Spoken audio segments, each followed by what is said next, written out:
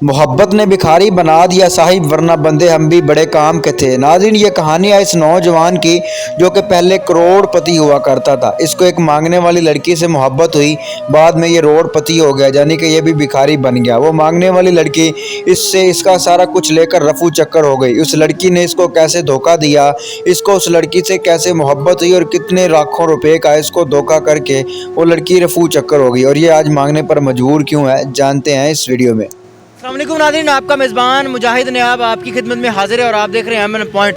नाज़रीन, मोहब्बत की कहानियाँ आपने बड़ी सुनी होगी, मोहब्बत की दास्तानें आपने बड़ी सुनी होगी। ये मोहब्बत इतनी जालिम है कि बच्चे से लेकर बूढ़े तक, नशई से लेकर सेहतमंद तक, हर बंदे को ये मोहब्बत होती है और हर बंदे की ज़िंदगी इसने बर्बाद कर दी है। आज मेरे साथ एक ऐसा लड़का मौजूद है जो कि भीख मांगता है और भीख मांग मांग कर इसने अपनी मशूक को गाड़ियाँ लेके दी, सोना लेके दिया, उसको ऐश करवाई, और उसके बावजूद वो जो मशूक है, जो बीवी है, वो भाग के रफू चक्कर हो जाती। बात करके जानते कि क्या चक्कर था। इतना प्यार भी दिया, दौलत भी दी, सारा कुछ दिया, फिर भी भाग गई। अस्सलाम वालेकुम। वालेकुम सलाम। की नाम है? मेरा नाम दानिश है, प्यार से मुझे जानी बोलते हैं। दानिश जानी। कौन थी वो लड़की जिससे प्यार हुआ था, कैसे हुआ था, कहाँ पे हुआ था? वो जी एक मांगने वाली थी। अच्छा। मैं भी अपना कारोबार सोनी दुनिया एमईओ कॉलेज में देखने जाता था, अच्छा। वो भी उधर मांगने आती थी। यानी कि एक मांगने वाले को दूसरे मांगने वाले से प्यार हो। हाँ जी, ऐसा प्यार हुआ है उससे कि मेरा मन ही उस तरफ था। साल पूरा मैंने घर का नंबर बंद कर दिया। ये इतनी अंधी मोहब्बत होगी? हाँ जी, हालांकि माँ के बगैर मैं रोज़ाना 2-3 फ़ोन ना करूं मेरा गुजारा नहीं होता था। उसकी माँ ने भी पता नहीं लालच में आके पैसे खाने के लिए उसके साथ रहे हो, जिंदगी गुजारी है, या बस दूर दूर की मोहब्बत? नहीं सुखे थे मिल माई नहीं रहे ਉਹਦੇ ਨਾਲ साथ रहे हो? हाँ जी, लेकिन मैं पता नहीं हम बिस्तरी नहीं की थी तद पर वो मैंने छड़ गई। कितनी देर साथ रहे? मैं उसके साथ साल पूरा रहा। साल रहे हो, हम बिस्तरी नहीं की, क्या वजह? ठीक नहीं हो या फिर वैसे ही नहीं की? नहीं। वजह क्या है? मैं तो ऐसा ब्रांड हूँ, एक दफ़ा किसी भी जनानी के साथ हम बिस्तरी कर लूँ उसकी हसरत ही रहती है भाई जानी मेरे पास आए दोबारा। अच्छा जी, ये क्या कोई अपने पास गिद्दड़ सिंगी रखी हुई है? गिद्दड़ सिंगी नहीं, मोहब्बत ही ऐसी होती है, कशिश ही ऐसी होती है, जो किसी के साथ मोहब्बत करे कोई तरीका कार होना चाहिए। इतनी बड़ी गिद्दड़ सिंगी होने के बावजूद भी मशूक भाग गई, आगे चले गए, क्या वजह है? इसको क्या समझे आप? बस मैं यही जाहिर होता है कि जानी बस जानी है, आगे पीछे कुछ। मैं यही कहता था भाई यार निकाह के बाद, अच्छा। क्योंकि मैं सच्ची मोहब्बत करता हूँ तुमसे।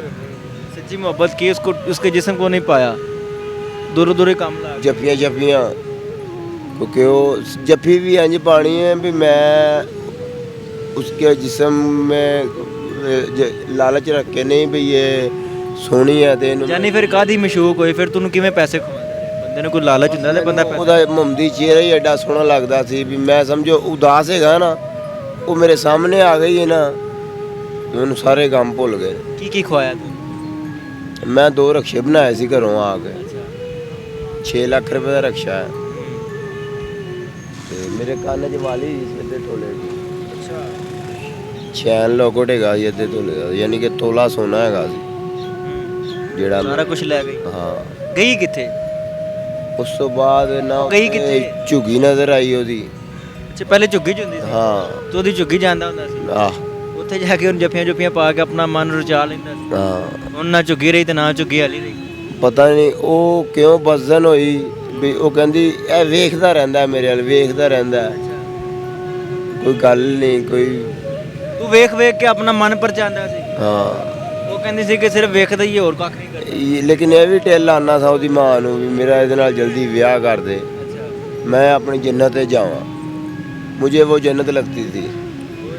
ਹੁਣ जन्नत कितने गई? बस यही तो बात है ना, लेकिन ये भी अल्लाह पाक ने उससे हिसाब लेना। दानिश माँ प्यो भैन भरा सारे कुछ छड़ के एक लड़की के पिछे जिंदगी तबाह करी फिरना अपनी। कह रहे रक्शे भी खवाते ने, सोने दी वाली भी खवाती, बाकी जो कमांदा सब भी देता होएगा। बिल्कुल ज़्यादा बात। माँ प्यो सारा कुछ अजीज नहीं, एक लड़की अजीज सी। ਉਹਦੀ ਮਾਂ ਨੂੰ ਹੀ ਦਿੰਦਾ था, ਉਹ ਨਹੀਂ ਮੰਗਦੀ ਸੀ ਮੇਰੇ ਕੋਲ, ਉਹ ਸਿਰਫ ਫਰਮਾਇਸ਼ ਹੀ ਪਾਉਂਦੀ। ਉਹਦੀ ਮਾਂ ਕਿੱਥੇ ਗਈ? ਉਹਦੀ ਮਾਂ ਵੀ ਉਹਦੇ ਨਾਲ ਹੀ ਝੁੱਗੀ ਪੱਟੀ ਤੇ ਕਿਧਰੇ ਹੋਰ। ਸ਼ਾਦੀ ਕਰ ਲਈ ਕਿੱਥੇ? ਉਹਨੇ 2 ਵਿਆਹ ਕੀਤੇ ਨੇ ਵੇਖ ਐਡੇ ਝੁੱਗੀਆਂ ਵਾਲੇ, लेकिन मुझे पता है ਉਹਦੀ ਝੁੱਗੀ ਲੱਗੀ ਹੈ ਜਾ ਸਕਦੀ ਜਦੋਂ ਦਿਲ ਕਰੇ ਫਿਰ ਤੂੰ ਪਿਆਰ ਹੀ लेकिन वो कसमा खाती थी भी मैं आपको छोड़ के नहीं जा सकती, आप मेरी जान हो। ਹੁਣ ਯਾਦ ਆਉਂਦੀ ਹੈ याद मैं कहना जिदन याद आती उस दिन मैं 2-3 बोतलां दारू दियां पी जाना। ਦਾਰੂ ਆਂਦਾ ਕਿ ਤੂੰ ਇੰਨੀ ਸ਼ਾਹੀ ਜ਼ਿੰਦਗੀ ਤੂੰ ਦੱਸ ਰਿਹਾ ਰਕਸ਼ੇ ਵੀ ਸੋਨਾ ਵੀ ਪੈਸੇ ਵੀ ਉਹ ਸਾਰਾ ਕੁਝ ਆਂਦਾ ਕਿ ਤੂੰ ਕੌਣ ਪੂਰਾ ਕਰਦਾ ਹੈ सर सदा करी दी और की कौन पूरा कर। ਅੱਛਾ ਮੰਗ ਕੇ दारू ਪੀਣਾ ਹੈ ਮੰਗ ਕੇ ਰਕਸ਼ੇ ਬਣਾਇਆ ਸੀ ਮੰਗ ਕੇ ਸਾਰਾ ਕੁਝ ਕਾਇਮ ਕੀਤਾ दारू ते होन लगा ਉਹਦੇ ਕੰਮ ਵਿੱਚ। ਅੱਛਾ ਪਹਿਲੇ ਮੈਂ ਕੋਈ ਨਸ਼ਾ ਨਹੀਂ ਸੀ ਕਰਦਾ ਅਲਹਮਦੁਲਿਲਾ ਤੇ ਉਹਦੀ ਅੱਜ ਕੋਈ ਗਾਣਾ ਸੁਣਾ ਦੇ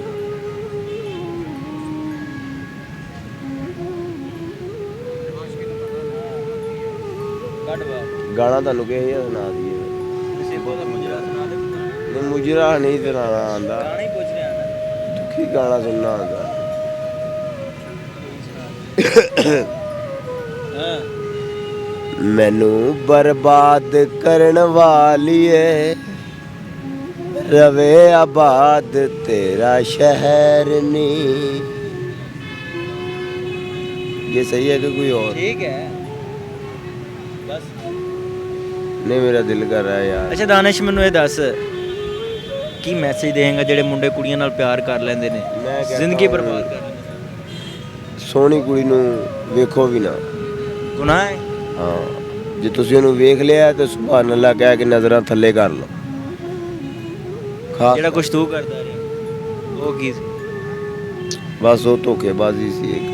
ਲੇਕਿਨ ਮੈਂ ਸੱਚੇ ਦਿਲੋਂ ਸਾਂ ਪਿੰਡਾ ਸਾਂ ਘਰੋਂ ਨਸਿਆ ਸਾਂ ਕਦੀ ਇਹ ਜੀ ਮੁਹੱਬਤ ਦੀ ਕੋਈ ਐਸੀ ਵੈਸੀ ਦੀ ਮੈਨੂੰ ਸਮਝ ਨਹੀਂ आई भी ਉਹਨੇ ਮੇਰੇ ਤੇ ਕੀ ਜਾਦੂ ਕੀਤਾ। नाज़रीन ये बड़ी अजीब सी कहानी है। एक मांगने वाले लड़के को दूसरी मांगने वाली लड़की से प्यार हो जाता है और इस प्यार में ये जो बंदा है ये दिन भर की जो मांगता था जो पैसे इकट्ठे करता था सदा करके सारे उसकी माँ को देता था। वो कह रहा है जी मैंने 2 रक्शे भी उनको बना के दिए हैं तोला इसके कान में 1 तोले का कांटा था कि कांटा सी की तेरे कान में मेरी कान च अद्धे तोले की वाली सी चैन से अद्धे तोले का लॉकेट यानी कि 1 तोला सोना जो है वो भी इसने उनको खिला दिया पैसे भी खिला दिए अपनी जो डेली की ये मजदूरी करके आता था वो भी खिला दी। आखिर उस मोहब्बत का सिला क्या मिला इसको छोड़ के चलेगी। वो की समझती थी कि दानिश किसे काम था नहीं है ਉਹ ਇਸ ਕੰਮ ਵੱਲੋਂ ਸਮਝਦੀ ਸੀ ਫਾਰਗ ਹੈ। अच्छा तो तू दसिया नहीं ਮੈਨੂੰ ਦੱਸਿਆ ਜਾਂਦੇ ਵਾਰਨਿੰਗ ਵੀ ਦਿੱਤੀ ਹੈ जलवा जुलवा नहीं मंगाया ਵਾਰਨਿੰਗ ਵੀ ਦਿੱਤੀ ਹੈ ਜਾਂਦੇ ਹੋਏ। ਮੈਂ ਕਿਹਾ ਇੱਕ ਵਾਰੀ ਤੂੰ ਨਿਕਾਹ ਪੜਾ ਲੈ ਜੇ ਮੇਰੀ ਮੁਹੱਬਤ ਨਾ ਕਾਮਯਾਬ ਹੋਏ ਤੇ ਮੈਨੂੰ ਸੁਹਾਗ ਰਾਤ ਵਾਲੇ ਦਿਨ ਦੱਸ ਦੇ ਮੈਂ ਆਪ ਤੈਨੂੰ ਤਲਾਕ ਦੇ। तूने निकाह कर लेने से फिर सुहाग रात है दस दी या ना दस दी तो फिर उन्हें पता लग जाएगा। हाँ तलाक दे देंगे। खैर नाज़रीन दास्तान है इस नौजवान के। तो एक नौजवान है जो मीडिया पर आया नाज़रीन कितने लड़के हैं जिनको इस तरह की लड़कियां प्यार का झांसा देती हैं सारा कुछ लूट लेती हैं और उसके बाद वो दर बदर रुलते हैं।